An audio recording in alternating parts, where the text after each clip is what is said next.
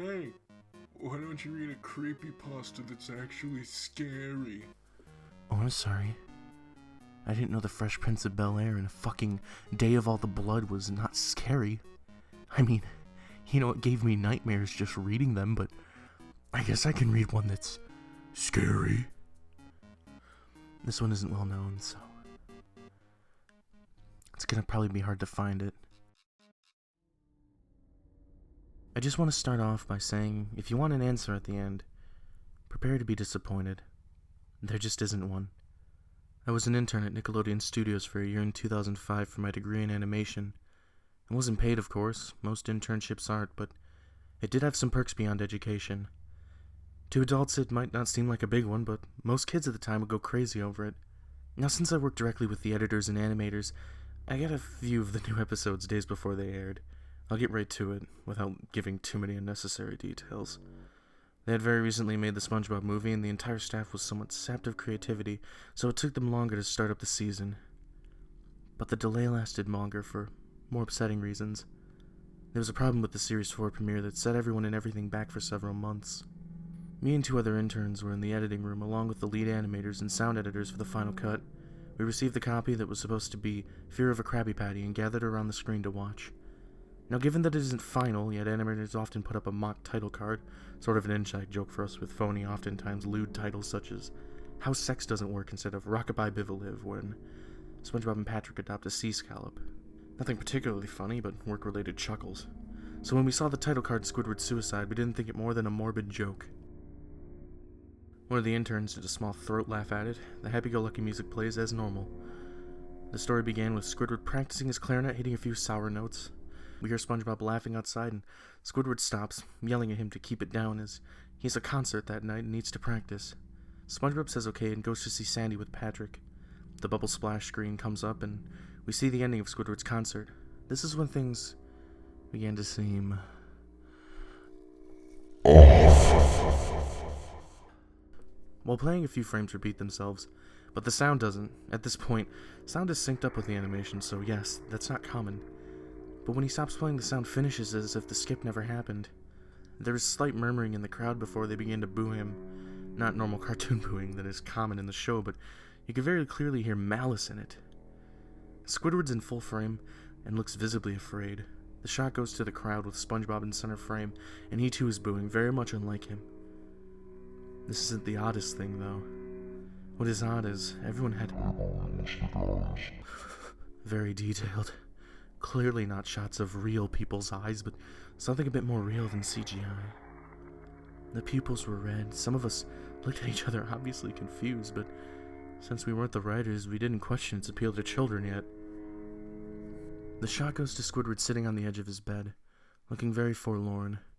The view out his porthole window is of the night sky, so it isn't very long after the concert.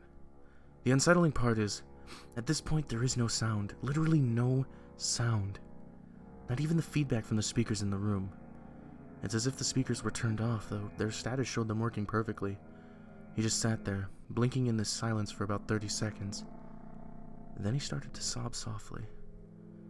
He put his hands, or tentacles, or whatever, over his eyes and cried quietly for a full minute more.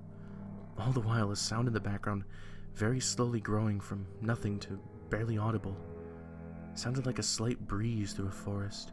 The screen slowly begins to zoom in on his face. By slow, I mean it's only noticeable if you look at shots 10 seconds apart side by side. His sobbing gets louder, more full of hurt and anger. The screen then twitches a bit, as if it twists on itself, for a split second, then back to normal. The wind through the trees sound gets slowly louder and more severe, as if a storm is brewing. The eerie part is this sound, and Squidward's sobbing sounded real. As if the sound wasn't coming from the speakers, but as if the speakers were holes the sound is coming through from the other side. Below the sound of the wind sobbing, very faint, something sounded like laughing. It came at odd intervals and never lasted more than a second, so you had a hard time pinning it. We watched this show twice, so pardon me if things sound too specific, but I've had time to think about them. After 30 seconds of this, the screen blurred and twitched violently and something flashed over the screen, as if a single frame was replaced. The lead animation editor paused and rewound frame by frame. What we saw was horrible. It was a still photo of a dead child. He couldn't have been more than 6. The face was mangled and bloodied, one eye dangling over his upturned face. Popped. He was naked down to his underwear, his stomach crudely cut open, and his entrails lying beside him. He was laying on some pavement that was probably a road. The most upsetting part was that there was a shadow of the photographer. There was no crime tape, no evidence tags or markers, and the angle was completely off for a shot designed to be evidence. It would seem the photographer was the person responsible for the child's death. We were, of course, mortified, but pressed on, hoping that it was just a sick joke. The screen flipped back to Squidward, still sobbing, louder than before, and half body in frame. There was now what appeared to be blood running down his face and from his eyes. The blood was also done in hyper-realistic style, looking as if you touched it. You'd get blood on your fingers.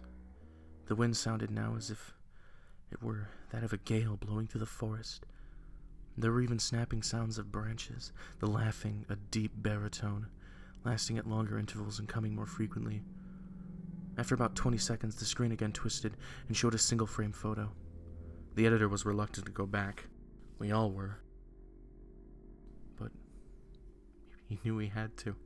This time, the photo was that of what appeared to be a little girl no older than the first child.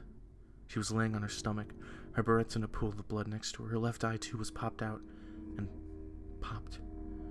Naked except for her underpants, her entrails were piled up on top of her above another crude cut along her back. Again, the body was on the street and the photographer's shadow was visible, very similar in size and shape to the first. I had to choke back vomit, and one intern, the only female in the room, ran out.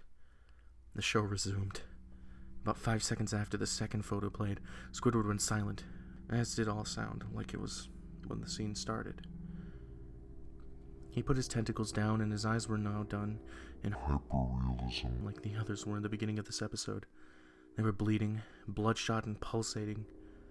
He just stared at the screen as if watching the viewer. After about 10 seconds, he started sobbing, this time not covering his eyes. The sound was piercing and loud, and most fear-inducing of all is his sobbing was mixed with screams. Tears and blood were dripping down his face at a heavy rate. The wind sound came back, and so did the deep-voiced laughing, and this time, the still photo lasted for a good 5 frames. The animator was able to stop it on the 4th and backed up. This time, the photo was of a boy, about the same age, but this time the scene was different. The entrails were just being pulled out from a stomach wound by a large hand. The right eye popped and dangling, blood trickling down it. The animator proceeded. It was hard to believe, but the next one was different, but we couldn't tell what. He went on to the next, same thing. He went back to the first and played them quicker, and I lost it. I vomited on the floor, the animating and sound editor just gasping at the screen. The 5 frames were not as if they were 5 different photos. They were played out as if they were frames from a video. We saw the hand slowly lift out the guts. We saw the kid's eyes focus on it. We even saw 2 frames of the kid beginning to blink. The lead sound editor told us to stop. We had to call on the creator to see this. Mr. Hillenberg arrived within about 15 minutes. He was confused as to why he was called down there, so the editor just continued the episode. Once the few frames were shown, all screaming, all sound again stopped. Squidward was just staring at the viewer, full frame of the face, for about 3 seconds. The shot quickly panned out, and that deep voice said, "Do it." And we see in Squidward's hands a shotgun. He immediately puts the gun in his mouth and pulls the trigger. Realistic blood and brain matter splatters the wall behind him and his bed, and he flies back with the force. The last 5 seconds of this episode show his body on the bed on his side, one eye dangling on what's left to be his head above the floor, staring blankly at it. And the episode ends. Mr. Hillenberg is obviously angry at this. He demanded to know what the heck was going on. Most people left the room at this point, so it was just a handful of us to watch it again. Viewing the episode twice only served to imprint the entirety of it in my mind and caused me horrible nightmares. I'm sorry I stayed. The only theory we could think of was that the file was edited by someone in the chain from the drawing studio to here. The CTO was called in to analyze when it happened. The analysis of the file did show it was edited over by new material, However, the timestamp of it was a mere 24 seconds before we began viewing it. All equipment involved was examined for foreign software and hardware as well as glitches, as if the timestamp may have glitched and showed the wrong time, but everything checked out fine. We don't know what happened, and to this day nobody does. There was an investigation due to the nature of the photos, but nothing came of it. No child scene was identified, and no clues were gathered from the data involved, nor physical clues in the photos.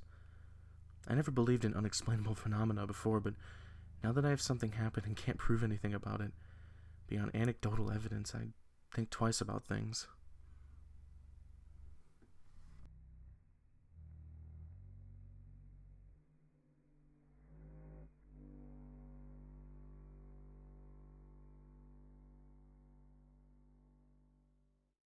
Gee, I didn't know hyper-realistic eyes were famous among children. Fuck, you might as well have Door come out with hyper-realistic eyes, and fucking hyper-realistically drawn boots can come out and slap over the hyper-realistically drawn banana, and they'll go on a hyper-realistic adventure to a hyper-realistic fucking bridge and jump off of it and hyper-realistically die, turning into hyper-realistic skeletons. You fucking twit.